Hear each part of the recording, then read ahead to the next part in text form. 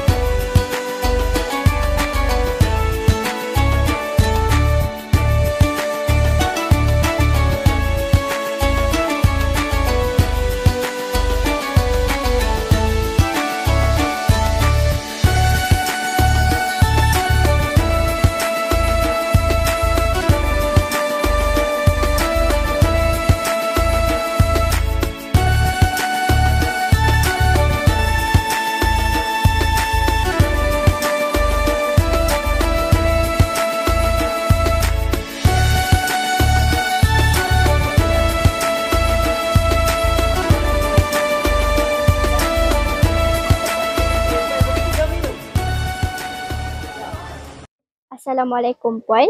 Apa pandangan Puan terhadap program yang dilaksanakan pada hari ini? Okay, baik, sebelum tu saya mengucapkan tahniah dan syabas kepada Panitia Pendidikan Islam bersama dengan unit HAM dan juga unit Core Curriculum kerana berjaya menjalankan program pada hari ini yang telah dilaksanakan sepanjang bulan Ramadan dan majlis penutupnya pada hari ini. Baik, pada pandangan saya, program ini amat berkesan terutamanya untuk anak-anak dalam kita menjana kemenjadian murid, dan juga di samping itu kita juga menghiasi anak-anak ini dengan sikap sasiah, dari segi pengamalan dalam kehidupan seharian seperti menghidupi bulan Ramadan dengan bacaan Al-Quran dan sebagainya. Jadi saya harap program ini dapat diteruskanlah untuk tahun-tahun yang akan datang dan dia amat memberi manfaat kepada anak-anak dan juga kepada warga sekolah keseluruhan. Syabas dan tahniah saya ucapkan sekali lagi. Terima kasih Puan. Sekian saya melaporkan untuk siaran kali ini dari TV PSS SMK Adiputra. Semoga Ramadan yang bakal berlalu ini Allah Subhanahu Wa Taala akan mengurniakan pahala berlipat kali ganda kepada kita semua. Semoga kita bertemu lagi di siaran yang akan datang.